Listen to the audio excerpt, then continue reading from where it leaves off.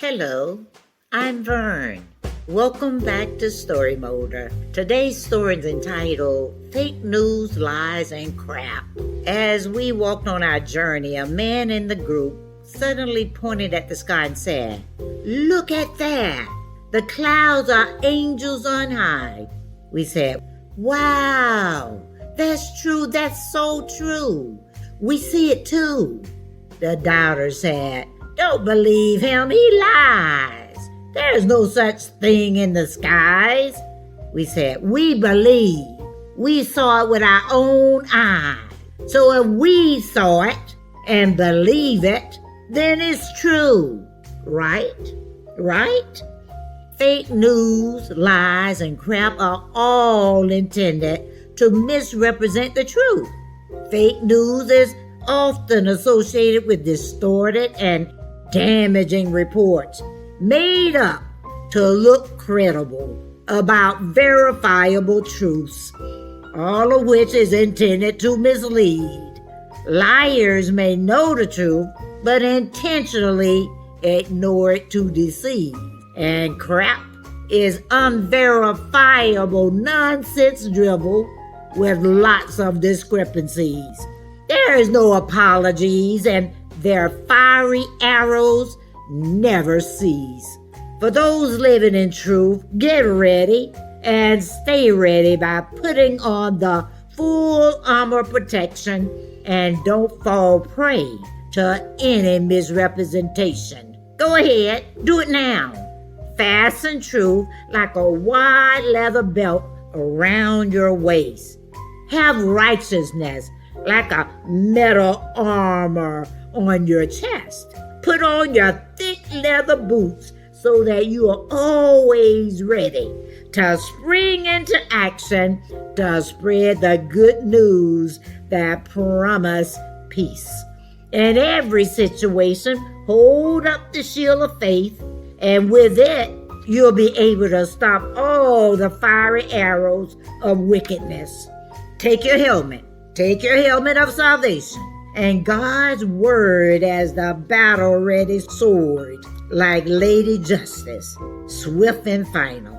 So then stand firm, stand in truth.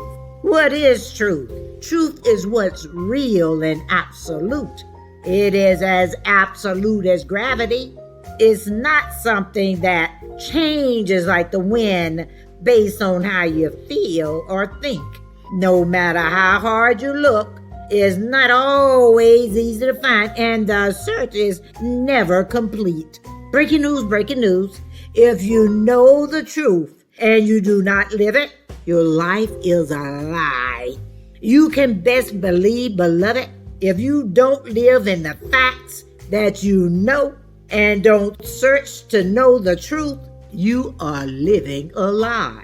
There once was a successful man who was also lucky to have a wonderful, loving family, but still he was unhappy because he felt that he was living a lie. One day, he said to his wife, "I want to know truth." His wife looked at him puzzled, then said, "Oh, okay, then you should go find her." The man went about taking care of his personal affairs, then went on his quest to search for truth. He searched in small and large villages, towns, and gullies. He searched up the mountain and down in the valleys. He searched in thick forests, wetlands, desert, and along coastal waters. He searched among the grime waste and lush meadows adorned with flowers. He searched night and day for untold hours. One day, while searching at the top of a very tall mountain, he noticed a small cave. Bravely entering the cave, he got a chill wave when he saw a form that could be truth. Truth appeared as an aged woman with only one tooth. Straggly, greasy hair lay limp and untidy on her head. The skin on her face had dry, wrinkled grooves. Her dry, wrinkled skin stretched over her protruding puny bones that did not move. She said to him, "Who are you, and why are you here?" He asked, "Are you Truth?" She beckoned him closer. A very dry, wrinkled, prune-like hand, weathered by age, took his hand in hers. She spoke in a low, lyrical, pure and pure-tone voice. It was then that he knew that he had found Truth. He decided to stay a while. During his stay, Truth tells him a number of stories about her nature and character. She sat down and calmly started her story. One day, I walked into a village. The townspeople started cursing at me, spewing ugly names, and chased me out of the town. I walked along the road to the next town.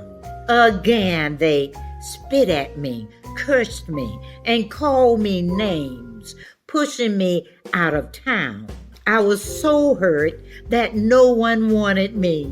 I sadly walked down the empty road until I reached the next town. Still, I was hoping to find someone who was happy to see me, who would embrace me with open arms. I walked into the third town. This time I went in the middle of the night, hoping that dawn would find the townspeople happy to see me with new dawn's light. But as soon as their eyes saw me, they ran to their homes, came back with trash, and threw it at me. I ran into the woods to get away. As I was crying and cleaning off the garbage, I heard people having fun, laughing, singing, applauding, and calling, "Story! Story!"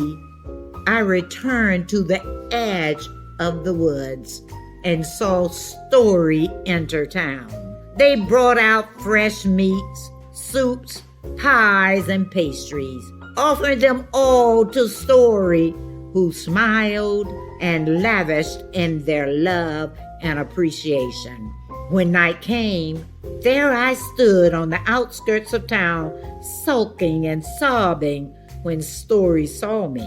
Curious, he came and asked, "Why are you lurking on the outskirts of town?" Introducing myself, I said, "I'm Truth. The people have mistreated me.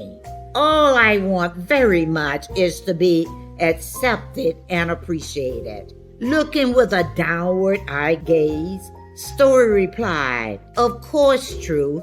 They all reject you. No one wants to look at the bare, naked truth. Let me dress you up. People will like you so much better with beautiful clothes." After I had been dressed, we walked into town together. As we entered, the town people greeted us both with warmth, love, and appreciation. I was now wrapped in beautiful clothing, making it easier for people to receive me. From then on, at my expense, I traveled with Story. We were always received and loved, and that's the way it was, and the way it is, and the way it will always be for some. That is hypocrisy. Story tells the positive, affirming and encouraging words that you want to hear, leaving many true things that you need to hear unsaid. That's not dealing truthfully, insightfully, or hopefully. Remember the nameless, marginalized woman at the well? She was lovingly and explicitly told about her adulterous ways, living with a man who was not her husband, and her status as an unwed mother. The truth made her change her way of life, and she was set free. I am Truth all by myself. I don't need an escort. Fake news, lies, and crap, on the other hand, are cowards. They need partners. I am accurate, neither understating nor overcoloring. I don't understand. What is truth? Tell me, what is it? He asked. Wait a minute. Hold up. Don't run off. Let me tell you more. Because people have been asking that very question for a long time. The culture of normalizing lies to suppress the truth has reached epidemic proportion, making it difficult to know the truth. Truth gradually accumulates in those who ask, seek, and knock for it. Then sometime it emerges only after a long and confusing search that is constantly interrupted by fake news, lies, and crap. Lies is the oldest vice in the world. It made its debut in the Garden of Eden. Adam and Eve ate the apple and lied about it. The barrage of fake news, lies, and crap annihilates the truth, wear down our critical thinking, and make us battle weary.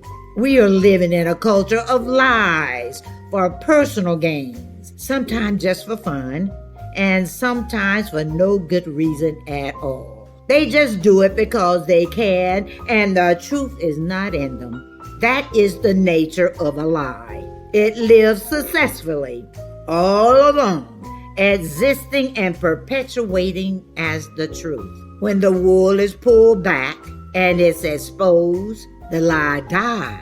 As they say, the truth is freeing.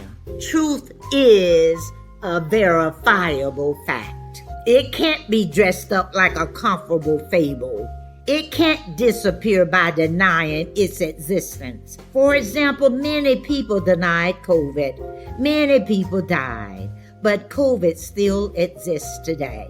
Fake news, lies, crap, and hypocrisy can't change the absolute, whole, great, simple, plain, honest, pure, gospel, and real truth. Truth and nothing but the truth will stand. As years went by, the man absorbed a wealth of knowledge about truth. One day, he told Truth, "It is time for me to leave. Thank you for allowing me to know you. I must go now to spread the good news of truth and to live a life of joy, peace, and love." As he was leaving, he turned at the mouth of the cave and said, "My Lady Truth, you have taught me so much. I want to do something for you before I leave. Is there anything you want?" In deep thought, Truth tilted her head to one side and raised a finger and said, "When you tell them about me, tell them that I am young and beautiful." He thought, is this a paradox? Then she said, "I'm on your side no matter where you go. If you venture deep into a grimy gully or a dark, stinky alley, endure unbearable abuse of slander, awful lies, and unfair misrepresentation, put on your armor of truth. Persevere by holding your head up high. Bold and unflinchingly let truth be your guide in your life. And all the petty trials and tribulations, painful sorrows and sufferings of life, like fake news, lies, and crap, will float away like the clouds in the sky, with truth as your trusty guide, your faithful companion, and your closest ally. You will exhale, knowing that truth stands firm, and so it is. Thank you for stopping by and listening to my story. Come back as often as you like. I'll be happy to have you. Goodbye for now.